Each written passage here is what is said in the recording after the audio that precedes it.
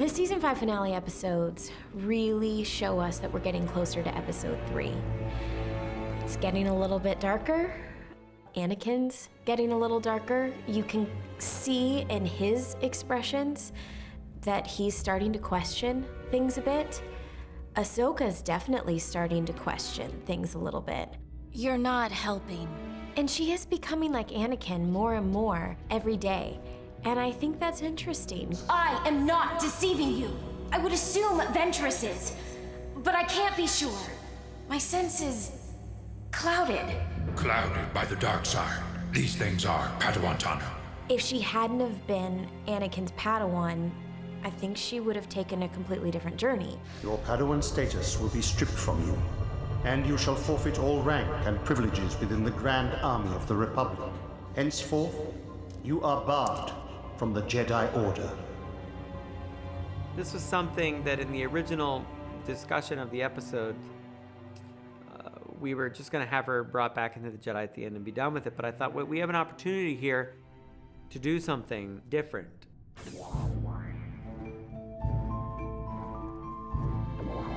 I don't think it's a mystery that I've always been a bit more in the Ahsoka Lives camp. And George has been very full on in the Ahsoka Dies camp. I think I've said that before, if not revelation for you. So I thought expelling her from the Jedi Order is a good movement towards that end. And we stand on that bold new frontier for her. You know, things have changed. She is not the same character. Ahsoka bursts onto the scene as this snippy Padawan in the Clone Wars movie. A youngling? And who are you supposed to be? I'm Ahsoka. Master Yoda sent me. She, rightfully so, earned the nickname Snips. She had an opinion about everything, and she was very green, as they would say. You're stuck with me, Sky Guy. What did you just call me? And she was definitely the sidekick. And now, fast forward to season 5, and we have this major turn, and who knows what's next for her. Forgive me if I'm not optimistic. I thought I was part of that order, but everyone except Anakin has abandoned me. Her life is changing, and the Jedi Order is changing a little bit. I think she's seen that things will never be the same.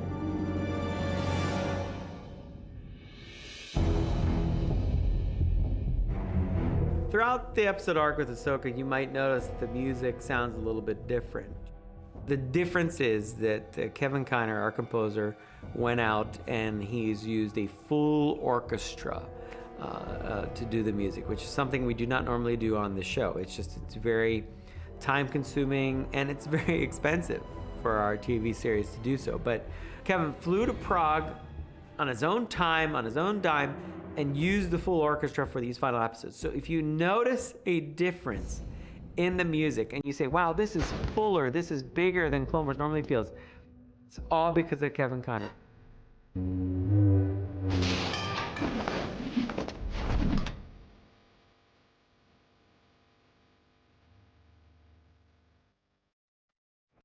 Despite their troubles in these episodes, Anakin and Ahsoka, at the end of it, I think you see also how close they've become.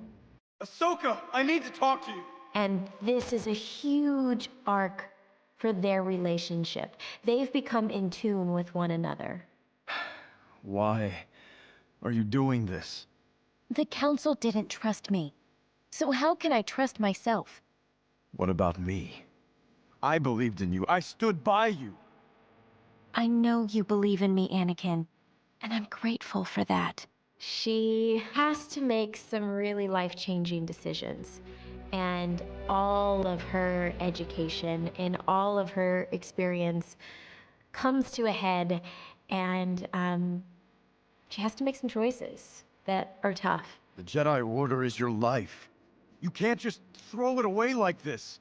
Ahsoka, you are making a mistake. Maybe. But I have to sort this out on my own. Without the Council. And without you.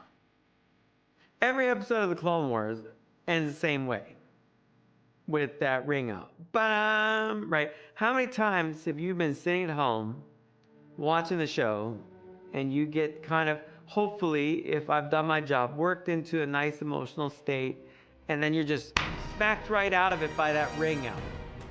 For years, I've been trying to get rid of it. Not on every episode, it's fine. But just on certain episodes, I thought this arc was the arc where it had to happen. And I knew it as soon as I read the scripts, and as soon as George sat down and we came up with the idea, I sat there and I thought to myself secretly, this episode's gonna fade out to black. I know George now. And I'm like, there's no way I can sell this to him when we watch it in rough cut. It's not gonna happen. So when he watched the rough cut for the first time, I didn't put it on there. I knew that to sell this to him right, we needed the lighting, we needed the sky, we needed the full orchestration by Kevin Kiner. So when he watched it in color, that's when we faded out.